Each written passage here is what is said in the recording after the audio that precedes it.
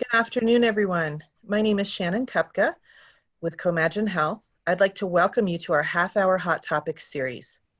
These webinars are designed to support your efforts and provide you great ideas on caring for your residents in a 30-minute time frame to accommodate your busy schedules, and brought to you by the Comagine teams from Idaho, Nevada, New Mexico, Oregon, Utah, and Washington.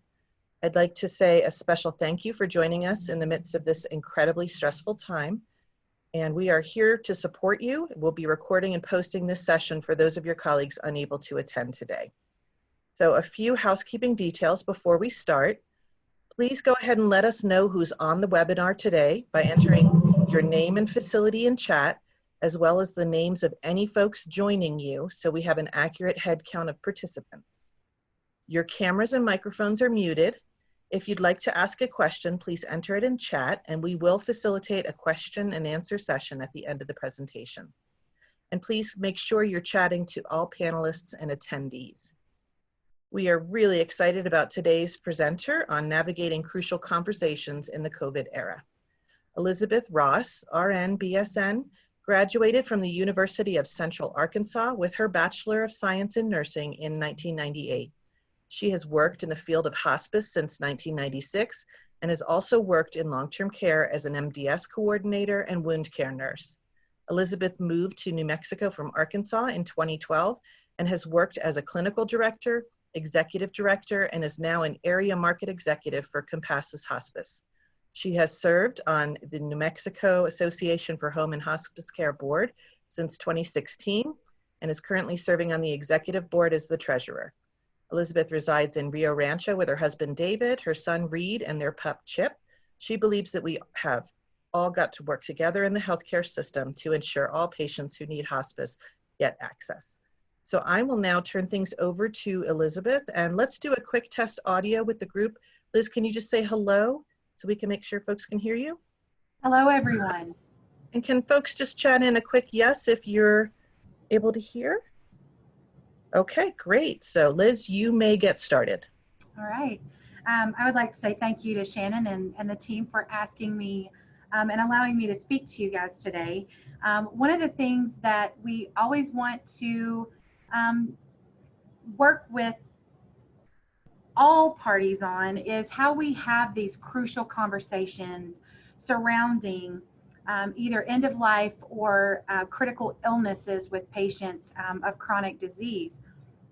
And so today what I'm going to talk a little bit about first is how has COVID changed us? Everybody's probably tired of hearing the word COVID. I know we all are exhausted from the work we're doing surrounding what COVID has created for our healthcare system. What we're finding is that patients are getting sick, and they're getting sick and doing okay for a little while, but then they take a very rapid decline. So we're seeing some shorter time frames for care.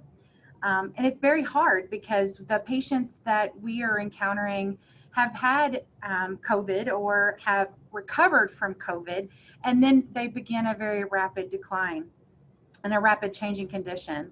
They probably already have underlying health conditions. And some of these people we're encountering probably qualified for hospice before they encountered COVID.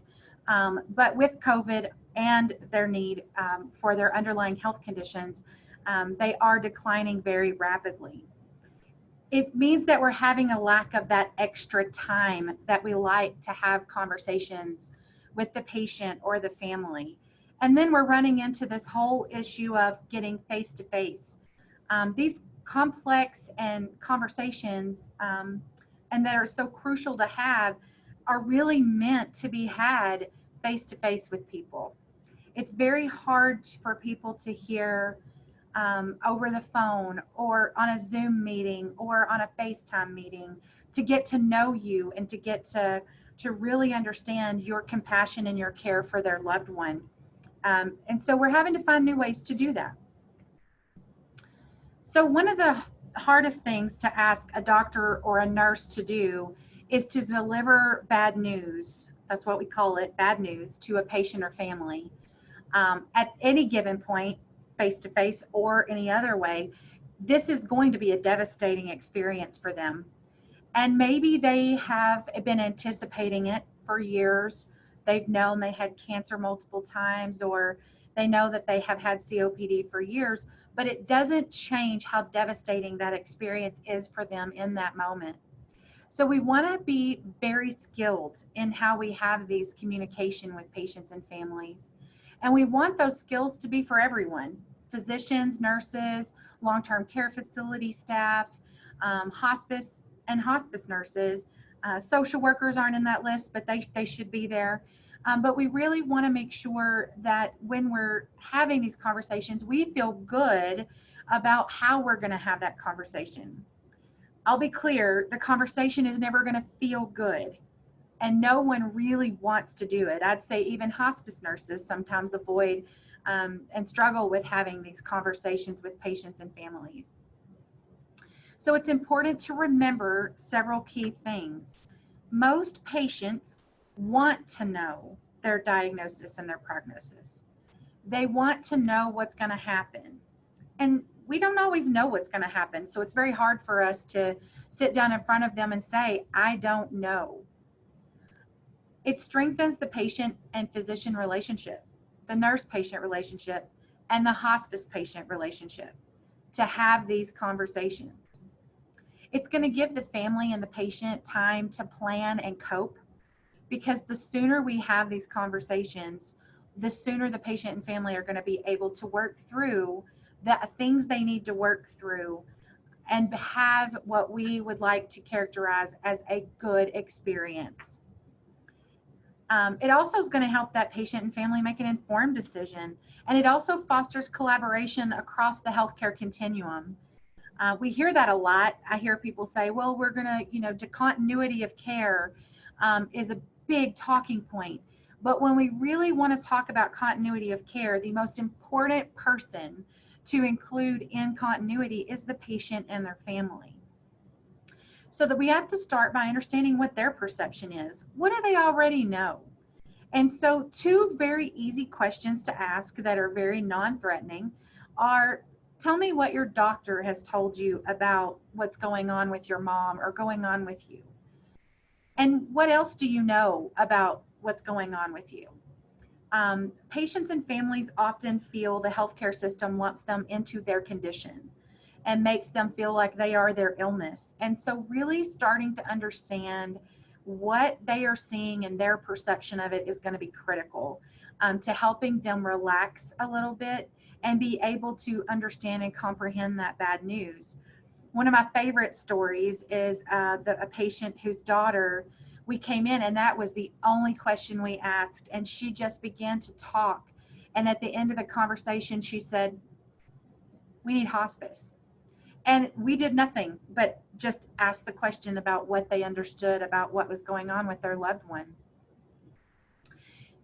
Another important thing is, if you go in to do this conversation and the patient or family or the healthcare provider is not prepared, don't try to have the conversation. If you're not acquainted with their disease processes or everything they've been through, it's going to be kind of hard to have the conversation. So it's important that the conversation be had with someone who understands. And if a patient hasn't even been told that they have a terminal prognosis or a chronic health condition that is going to be with them the rest of their life, it's very hard to have that conversation. We have to remember that people handle information very differently. You have to take into account their age, their developmental level. Here in New Mexico, I think I read a study not long ago that said that the average healthcare, the level of understanding for healthcare here is below 5th grade level. And so you can't go at a patient and family with big medical terms and large diagnoses that they don't understand that whether they even have or not. And then you're also going to have to take into effect race, ethnicity, culture, religion, and socioeconomic status. And that is why we've always tried to start with where the patient and family are and what their understanding is, because it will have an impact on what and how you have the conversation. We must always respect the patient's autonomy, They have a right to know what their prognosis is or what is occurring for them. And we also have a right, they have a right to not have that information.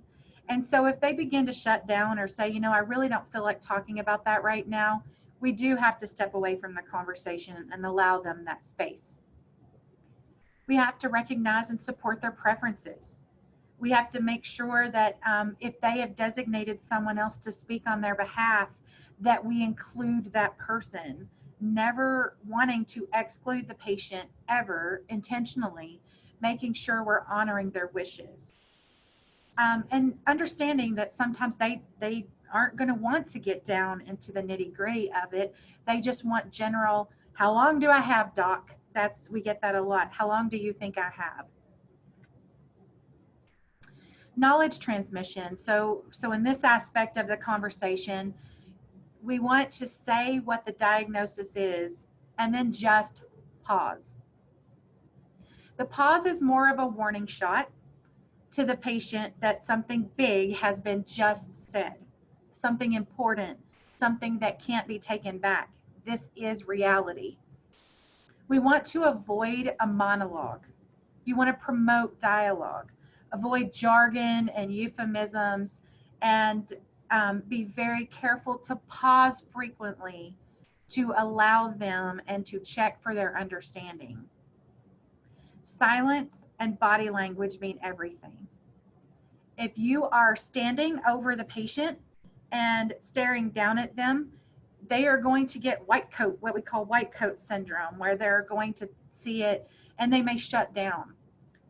Often what we will do, and this is where COVID has changed for us a lot, is we would sit down in a chair and just reach out and hold the patient's hand and have that conversation with them and just supportively sit and listen, or sit in silence with them. That is harder to do, but we are still trying to do that as much as possible through appropriate use of PPE where necessary. Don't minimize the severity of their situation, and don't be too vague. You want to be as specific as you possibly can. It creates confusion and it helps. They don't quite understand when we walk out of the room how severe this disease might be for them. If you say I'm sorry, be ready for what that means. What are you sorry for? Don't just say I'm sorry. Say I'm sorry. I know this is very hard to hear and very hard to talk about it. I'm here to listen. If you're hearing them say, or if you're saying, I wish I could do something different, or I wish it could be better for you, you could be leading them to feel guilty. Make sure that you're going on to say, I know we can't fix this for you. I know this is where we are, but here is the hope in the situation. We are going to do everything we can to ensure that you stay comfortable and that we support your quality of life from now until we don't know when, but we're here to make sure that you feel good about it every step of the way. You're going to get a wide range of emotions. Some of them are going to be your own. I heard David Kessler speak a few days ago, and he was sharing a story of having worked at a site after an earthquake, and he was having bad dreams. And he was afraid to tell the leader that he was having bad dreams because she would think he wasn't capable of doing the job. But he finally broke down and said, I'm having these nightmares. And she said, well, I would hope so. Look at what you're having to encounter. So just remember, you're going to have responses too. And while we want to remain professional, we have to allow for the emotions and the empathy to be part of this conversation, because the information we're delivering is crucial for them to have, but it's also crucial for them to know that we care and that we are there to support. The effective response is tears, anger, sadness, anxiety, relief. You could probably think of a bunch of other emotions that come out of that. A cognitive response is going to be characterized by denial, blame, guilt, fear, may try to intellectualize their disease. Or some people may fight or flight. They may get angry at you and not be able to even let you stay in the room, and that is okay. Patients are, we want to allow every part of their emotions to be able to respond to this situation. Just be aware of what yours might be. And be aware going into that, having that self-awareness is going to be incredibly important for you. And if you'll notice, a lot of these surround the grief process. You know, we talk about Elizabeth Kubler-Ross and her stages of grief. So if you look at this, this is a lot of what Elizabeth Kubler-Ross talks about.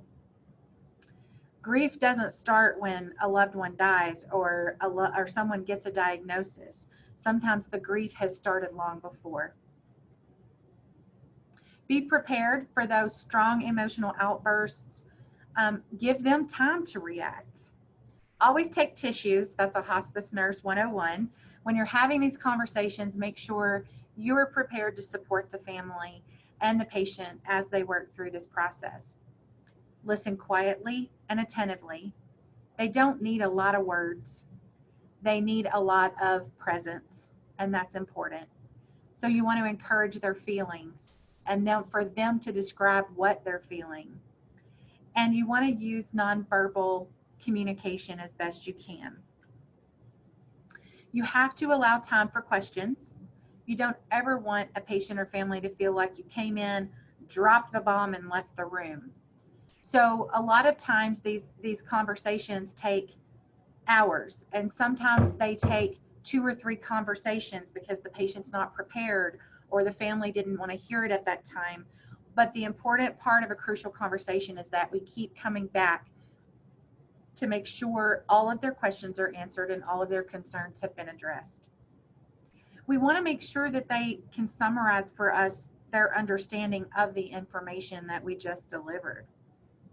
There's little blurbs in there that you can utilize, and I like to put them in my own words. I'm not really good at reading. I don't want to feel like I'm reading something, but these are just some general questions that you can ask. You know, we've talked about a lot of things today, so can you just tell me, how are you feeling? What do you understand? What do you feel like you still need more information about? And then you have to make sure you follow up with them on what the next steps are going to be. For any crucial conversation, those next steps are the most crucial part of the conversation. Are we doing additional testing? Are we looking for another doc to come in and give additional information? Are we treating symptoms only? Are we talking about where we're going to do that? And how we can work to best connect the patient and the family to each other. COVID has made that one really difficult.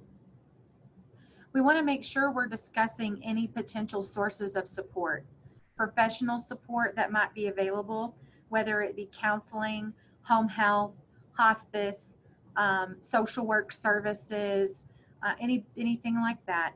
Make sure they have your contact information, and we need to be prepared to promise them that we will be present, and that has to be our commitment, that we are present with them when we're in their room.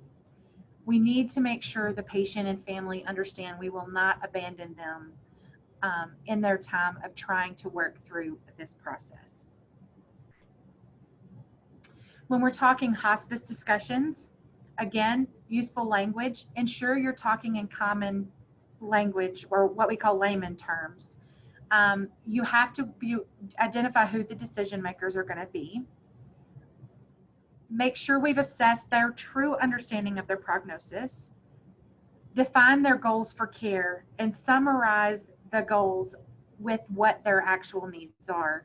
So often what we will find is a patient or a family may have some unrealistic goals of what they want to accomplish.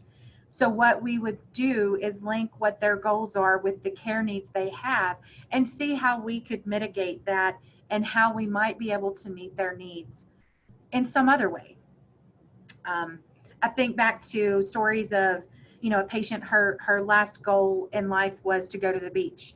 and we couldn't get her there. She was smack dab in Santa Fe, New Mexico, no beaches around, lots of sand, but no beaches. And so we created a beach for her. And we took it to her, and we put her feet in the sand, and we put water, and we let her feel the sand on her feet, and the water on her feet, and then played sounds of being at the beach, the wind, the waves, the birds, and let her just kind of mentally be at the beach. It doesn't replace the beach, but it was the next best thing.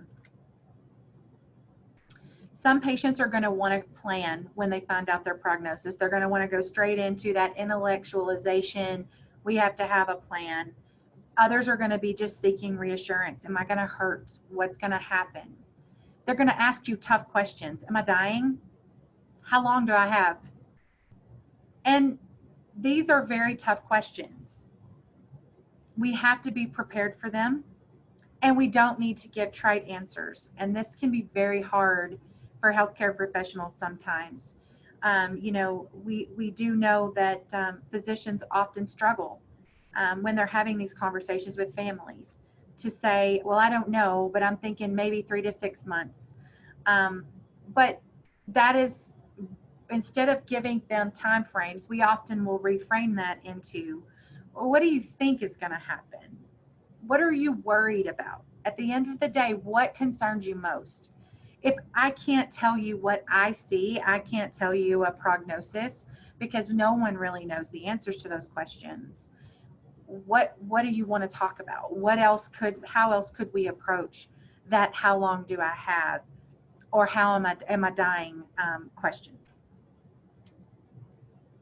Some things different facilities you can do right now is find things that are meaningful to the patient and family. And so one great way to do that is through 5 wishes. If you haven't heard of what 5 wishes is, I know Shannon and the Comagine team have some of those resources they can connect you to.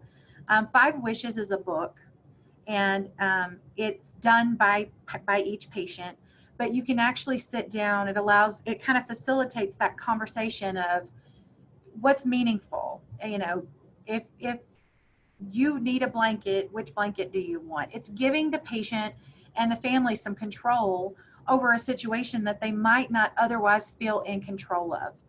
And so, making sure that they have the things around them that are important, if at all possible.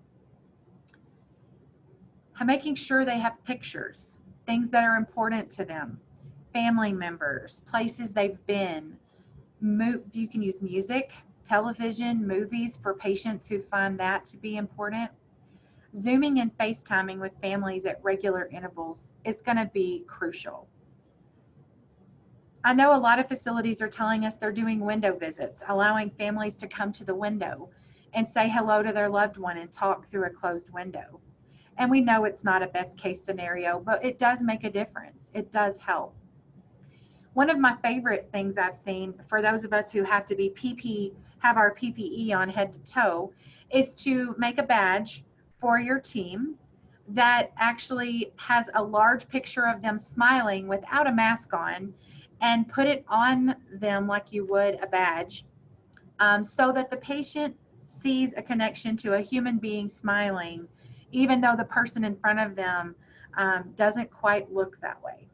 So that's been one thing that we've seen that has made a big difference. If the patient is sequestered because they have COVID or have tested positive or suspected to, you can look to see if there are things maybe that patient enjoyed doing alone. If they have dementia, finding busy blankets or fidget devices, something that they can do while they are alone so that they feel like they're engaged. Those are just a few of the ideas that we've worked with and been utilizing for patients. And so I wanted to share those with you. So Shannon, I think we're done with my part of the presentation, and I'll turn it back over to you. Yes, and we've got about 6 minutes left. I just want to make, we're about to go into some question and answers. So please go ahead and enter those in chat while you're thinking about them. While you're doing so, I wanted to briefly tell you about our new Comagine Health initiative. We are embarking on a partnership to reimagine healthcare, working with providers across all care settings on issues like improving patient safety, increasing access to behavioral health, addressing opioid misuse, and improving care transitions. Providers who want to join the partnership, they'll receive expert coaching and technical support, education and resources, and will have access to their performance measures through our new interactive data portal. So this is all at no cost to providers. And I will put a link in chat where if you're interested, you can go ahead and sign up. So if you found benefit from our Hot Topics series, our prevention gems, and having access to your performance reports, please go ahead and sign up. So let's take a moment and make sure that we are capturing questions that we have. We did have somebody share that a COVID patient the other day said that they didn't appreciate being told, don't worry. Right. Because they knew they had a real possibility they could die. Right. And we also had another person share for their building, it has been very quick declines and rushing families into the building for compassionate visits at the last minute.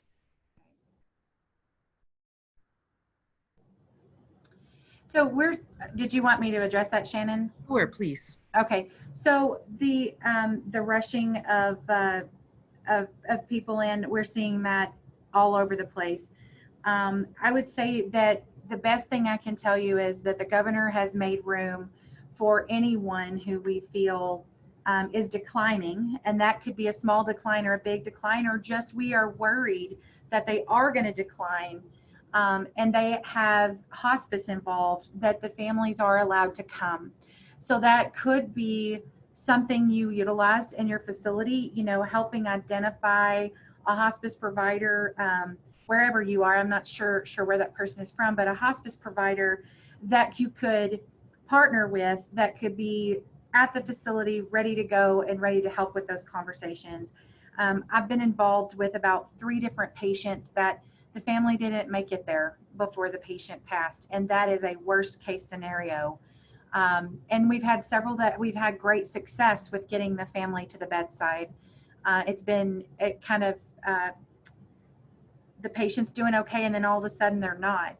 And I would just tell you that is a heartbreak we're all experiencing right now, and working very hard to partner with a hospice provider that can come alongside you and help you identify patients that probably already have 12 other diagnoses that maybe already make them hospice eligible, and then you add COVID on top of it. So the chances, whether they survive COVID or not, of them needing hospice are high, and that will allow families to get to the bedside sooner in almost every area that we have been involved. The other thing about telling people not to worry, yes, that's probably the hardest part. You can't tell people not to worry. Telling someone not to worry is like drilling a hole in the ship while there's already 3 other holes. So you really can't tell people not to worry, because worry is a part of it. Sitting down with them, coming alongside with them, and letting them talk about their worries. What are you worried about? You would be surprised what people are actually worried about.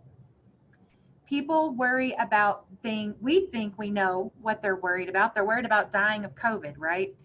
But they may be worried about something very different, like worried about not getting to say goodbye, or worried about their dog at home that no one's there to take care of, and knowing that their dog is taken care of is going to take care of every worry they have in the world. So giving them time to sit down and talk about that is very, very important. And if you don't have time to do it, because I know we're all very busy in the healthcare sector, find resources that can come alongside you to do that. So while we're kind of there, Liz, would you just quickly scroll to the next 2 slides? And this is something we can send out to everybody. There are some great toolkits at hand that you could use for knowing how to start these conversations, and we can send these links to you afterward. While while we're waiting for folks to maybe enter some more questions, a quick one for you, Liz. Can you share any thoughts on how facility staff can start the conversation with families when the resident might be relatively healthy and there's not COVID perhaps in the building, knowing how quickly things can take a turn for the worse? Maybe Sure. what are some things that they can start talking about with families earlier without scaring them? Sure. So I think the best place to start for relatively healthy people in long-term care, the best place to start is your advanced directives. It is still starting with what do you understand about the why you need to be here? What does your family, you know, if it's a dementia patient, they may still be relatively healthy with dementia for a very long period of time, but sitting down with them and ascertaining their understanding of what's happening and why we're having this conversation and establishing advanced directives. It is a goal of the healthcare industry that every patient have executed a advanced directive.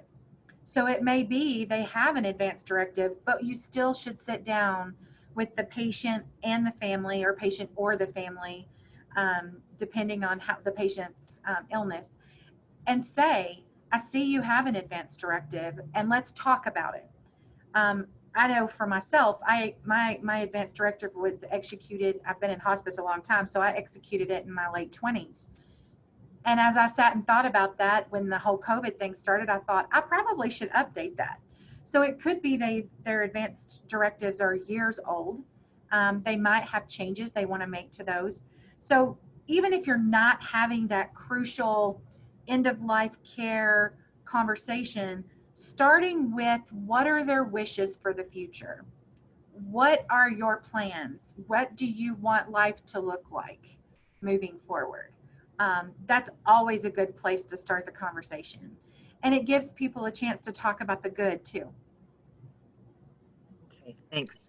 I'm going to give everybody another 10 seconds if you've got any burning questions for Liz. And while we are giving you a moment, I want to encourage you to check out our additional hot topics in our nursing home library. Leah, if you could just pop that link into chat and share those with any of your colleagues who couldn't attend, or use it to in-service staff. We do have a special session next Friday on innovative activities preserving functional ability during the COVID-19 crisis with Elisa Tagg, who's the Association Director of the National Association of Activity Professionals and the CEO of the Southern Nevada Activity Professional Association. And let's see, just looking for another moment to see if we have any additional questions. It doesn't look like we do have questions. So Megan wants to let you know you did a great job, as always, Liz. So thank you so much. I'd like to take this opportunity to thank Elizabeth, who is just amazing and again, always just does such a nice job with this very difficult content. So thank you, Liz. Sure. Appreciate having you here. Please join us next in June 19th for our next Hot Topic session, which is going to be on boosting your mental health during a crisis. We'll be sending out presentation information soon. So once again, I'd like to thank our presenter, Elizabeth Ross, and I'd also like to thank all of you for joining us and for all of your efforts to keep residents safe and well cared for during this challenging time. Happy Skilled Nursing Home Week to everyone, and this concludes our Hot Topics for today. Have a wonderful weekend.